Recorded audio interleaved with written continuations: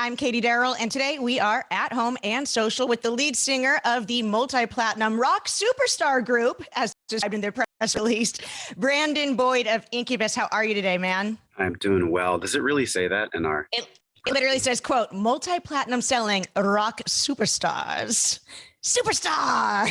Dig it. Well, this year is a big year for you. Let's talk about the tour. You're gearing up, you're getting ready, you're heading out in July. Do you feel like you need to get your, I guess, as they would call them, like your sea legs again? Because obviously we've had a lot of weirdness behind us.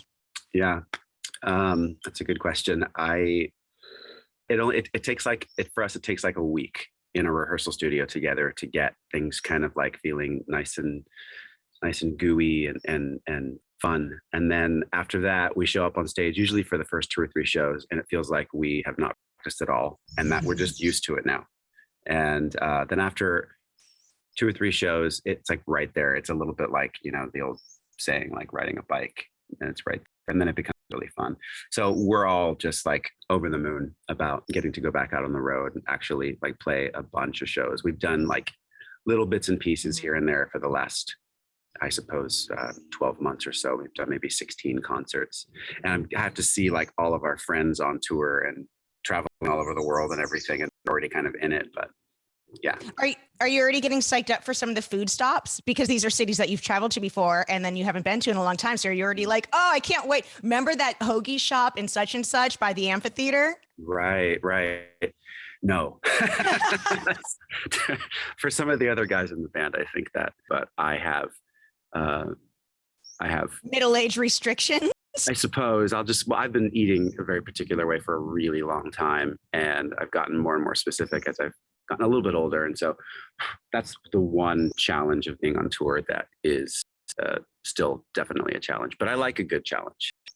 Your tour mates, Sublime with Rome. How did this perfect marriage come about? You know, exactly how this ended up working out the way that it did, I don't really know. I know that we have wanted to tour with them for quite a long time, so I'm just thrilled that it's able to work out. But for us, it's like the completion of a very large circle, because Incubus actually got signed originally in 1996 on the back of a small handful of concerts we did opening up for Sublime. We did, I think it was San Diego and then Los Angeles and maybe Arizona, if I'm not mistaken, but I could be wrong about that. It was us and an as yet unsigned Blink 182. They were still known just as Blink, and they were pals of ours, and Sublime. And it was right when they had their hit, Love Is What I Got. And they were, yeah, we'd gone to see them so many times before that. Like, we really loved them growing up. And they were the stuff of legend, because sometimes they wouldn't show up. It was like, are they going to show up? But it made it kind of cool, because it was like they had a little bit of like a punk ethos. Sure. Amongst like the kind of the reggae vibes. It was like reggae punk vibes. And when we went on this run with them, we were unsigned. We wanted to be signed, but it was kind of the biggest opportunity we'd ever had at that point. They were amazing every night. It was really cool. And then we ended up getting signed as well as Blink off of different shows. So it was a cool moment for us. So this is nice to come all the way back around. What is it? This is 25 something years later. A bit for full circle, and bigger venues now. So for those of you just tuning in, I'm Katie Darrell. He is Brandon Boyd of Incubus. The band is heading out on tour this summer, amphitheater, stadiums, all the good stuff. But you know, the roots, you began hitting and doing a lot of shows over on the Sunset Strip, which is a great place for nostalgia. I mean, you know, just as a kid going there, you probably were like, the Doors, man, this is cool. Do you feel how you've outgrown that space and you need the bigger stage? Do you feel that, or do you sometimes crave that small, uber intimate, I just knocked over someone's amp on accident because I'm rocking out so hard vibe? I wouldn't say that the feeling is that we've outgrown the stage from the perspective that I think that you're approaching it from, but more from a literal perspective. I'm 6 feet tall. The stage where we played, I was just sort of like getting into my normal, I like to kind of ground myself when we sing, and it was not big enough for me. It was funny. Like I was knocking over stuff, just trying to stand there. And it was kind of fun though. There's something fun about being too big for a stage. I mean, literally. But Sure. when I do drive on, I mean, I still live here in Los Angeles, and when I do drive along Sunset Boulevard, or I'm stuck in traffic on Sunset Boulevard, I occasionally look over at the Whiskey A Go Go and remember the first few times I went there to see concerts, and that because it had such a storied past, you know. And so I look at it now from the outside, and it still kind of has that magic to me. It's still a very legendary venue, as well as the Roxy, and, you know, some of the places that still survived. Bandmates Mike and Jose, you guys infamously met in high school and had a high school band. Was it a cool high school band, or did people think you were weirdos, black sheep, those dudes in the band? On our best day, we thought we were cool. Yeah. I'm sure there were lots of people who thought we were terrible, because we were kind of terrible. If I'm being honest, like, we weren't a good band. We just had a lot of heart, and we were very intent on being a band. And we played, you know, anytime somebody asked us, and it was always like, come play in my backyard. I got a keg, or, you know, my parents are out of town, come play in our living room. It was like, that's how we started. There were a few other bands, most of which we got along well with. But then I remember there were a couple of bands in our neighborhood, one of them at our high school, who desperately wanted us to fail, and they would do everything in their power to see us fail. And then, so that was a little bit of like a reassurance that we were on to something good. Right. Because if this other band wants us to fail so badly, we must be like threatening in some capacity, you know? So, but to truly answer your question, I don't know. Well, success and succeed, you did, obviously. Multi-platinum selling rock superstars, Incubus. You had a big anniversary last year in October. It was the 20th anniversary of your platinum selling album, Morning View. I know you did like a very intimate performance of this in celebration as well.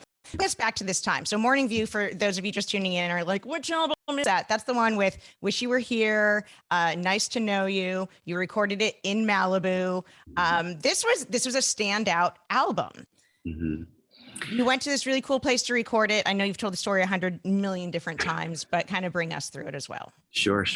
We had just come off of the road from touring behind Make Yourself, which came out in 1999. And Make Yourself was our first album that really kind of like peeked its head above the fray, so to speak. The records we put out before that had done well in like a much sort of smaller capacity, more like we were becoming like a culty kind of band, where people would show up and we would play, but it was more big bars. And then we got lots of cool opportunities started to present themselves. We were touring around Make Yourself, and we just chased them as far as they would take us. So that was like 2 years on the road constantly. And when we finally came home from the tour around Make Yourself, the last single we put out was called Drive. And then that became like our first sort of crossover experience, where we had a song that not only was played on rock formats and alternative formats, but went into like pop formats as well internationally. And so things got really interesting really fast, but we had come home. So while we were recording what ended up being Morning View in this beautiful house, Drive became a big hit. So it was a really interesting time. It was exciting and new, but it was also kind of terrifying. You know, anybody out there that's ever experienced sort of like pop success, it's very hard to explain accurately. It's a very strange thing. It's wonderful, but it's also very strange. So we isolated ourselves. We like went and got this beautiful decrepit mansion in Malibu, and we were there for like 4.5 or 5 months, and we just lived there, and we didn't do anything else other than write music and walk across the street and surf. We ended up writing a record that was very representative of where we were in that moment in time, and the environment that we created it in absolutely leached into the sound. Yeah. So I know I've heard this from people that have like responded to the album over the years, but for us, and for me in particular, when I listen to that record, it sounds like that place.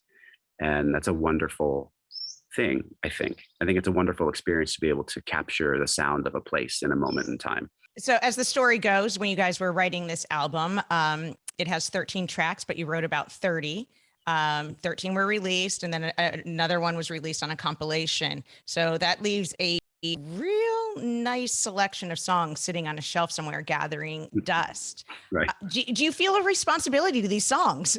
Are these like frozen embryos? What are we going to do with these things? They're cryogenically frozen in time. That was how we spent the money that Sony gave us to make the record. We bought a small cryogenic freezer.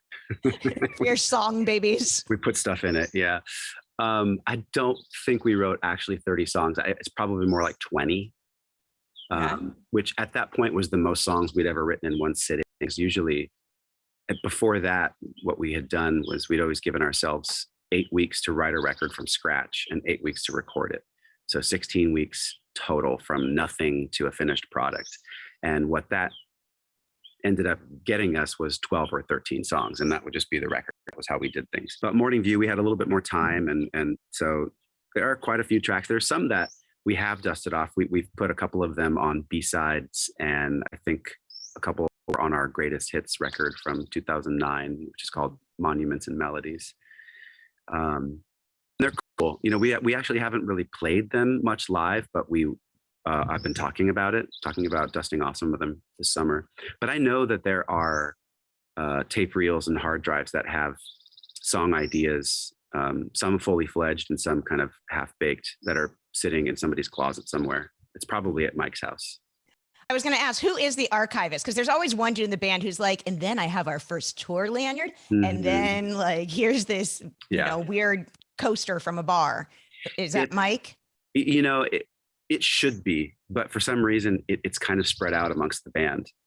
I have a lot of material on hard drives that sometimes I'll dust off, and the guys are like, "What's this? Like, when did we do this?" They have like no recollection of it. It's like, that's you. You know, it's so funny because this is a different conversation, but just very briefly, like making anything is with music or painting or inventing things or ideas that have been coming out of things. Like most of it is a exercise in failure, you know, like we're failing most of the time. So being in a band, I feel like you get really good at failed experiments, and you get really good at rejections and all of these things, and they become deeply educational at a certain point. And I'm so thankful for it, to be honest. It hurts sometimes because it's like you pour your heart into like a song idea and you send it to your best pals in your band, and sometimes they're like, "Dude, this is amazing. I can't wait to see you tomorrow so we can work on this." But most of the time it's like, "Good job, bro." You know, like all these different new phone, who dis? Yeah, exactly. Or if there's a response at all, you know, which is like, it's such an interesting thing. But I know I've talked to people in so many different walks of life where their job is to make something from nothing. And that obviously goes across a pretty wide spectrum. And the place that you get to when you actually start to succeed is when you accept failure, when you accept that failing actually ends up being incredibly educational. It's an amazing thing to fail and not have it crush you. You fail and then you get up and you're like, okay, did this wrong, this and this, onward. And then you just keep going. So with music, that's been our mantra, is like, fail good. You know?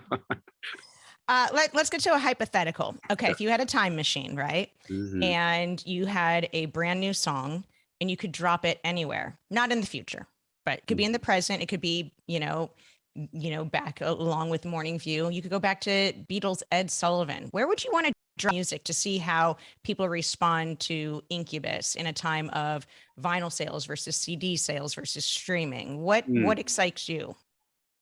So you're asking what period of time, not necessarily what song. Yeah, no, not what song. Just like if you could drop something in a different era, where would you want to drop it? Why don't we say let's drop like an Incubus album sometime in like the mid 60s, like right when a generation is discovering LSD and cannabis, and there's like psychedelic rock happening, but there's no bass because they don't have like the sound frequencies for it yet. I would an Incubus record, but with subwoofers.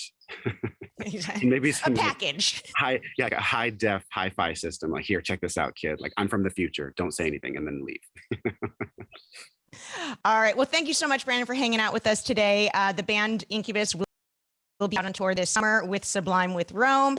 Obviously, the celebration of Morning View is still ongoing, so everyone should make sure that they grab the anniversary issue of that. Before I let you go, breakfast with rock stars. What did you eat for breakfast today? I've yet to actually consume any food, but I've had this delicious coffee. I'm having Caffeinated or decaf? decaf is like spitting in God's face. I'm sorry. It's highly caffeinated. Double dose. Yeah. Hey there, thanks for watching AXS TV. Subscribe, follow, like, and do all the good stuff. And make sure you leave a comment below. I don't know, just let us know what your favorite AXS TV show is, or who your favorite bands are, and what artists you're into, or just say hi, man. I'd like to be told hi. We love hearing from you. That's the point, all right? Keep it coming.